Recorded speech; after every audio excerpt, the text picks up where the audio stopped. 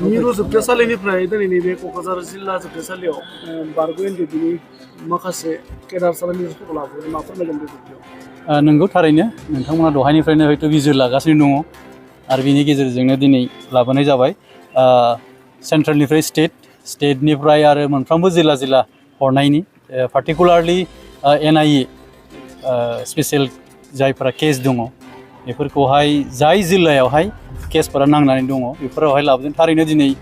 20 थारिखआवहाय दिनै क'क्राझाराव दंमोन दा दिनै क'क्राझाराव लाना फैबाय बेवहाय स्पेसियेल एनआइए केस नाम्बार 01/2015 बेवहाय 13 दङ नामखौ आं बुंलांला गोबाव जाहैगोन बिनि उनावहाय गासै स्पेसियेल एनआइए केसआ क'क्राझाराव 4 दङ बे 4 केसखौ लानानै दिनै बिथांमोनखौ लाबोबाय आरो स्पेसियेल एनआइए केस नाम्बार 06/2015 बेयोहाय गासै 14 जन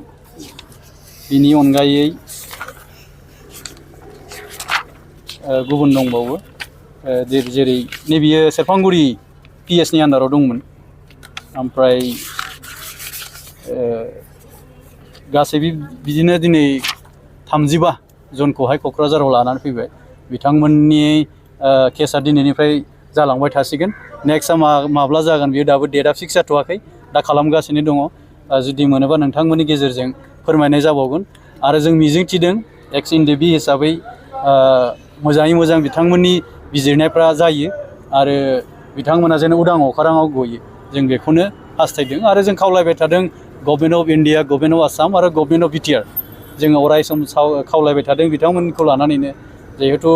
बिथांमोना गोबां दुखु खस्थ' मोनबोबाय बिथांमोनखौ रेहाय खालामनांगौनि थाखायनो जोङो अराय सम खामानि मावबोदों आरो जेन' मोजाङै मोजां जाफुंसारो जों बेखौ एक्स एनडिएफबि हिसाबै अराय सम कामना खालामो बिथांमोनखौ जिल्ला जोबथेसालियाव दोननाय जासिगोन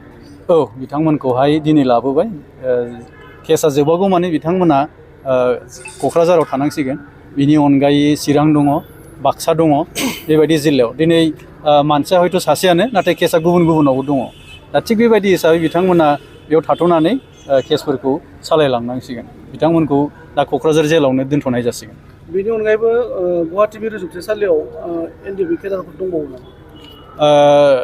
दंबावो माखासे जायफोरा गबर्धनायाव दङ हयथ' बिथांमोनखौबो लांसिगोन बेवहाय बाक्सा जिल्लायावहाय बिथांमोनखौबो लांसिगोन जिल्लायाव जेफोराव केस दङ गासिबो लांजोबनाय जासिगोन जोबथेसालियाव दोननाय जानाय नंलिया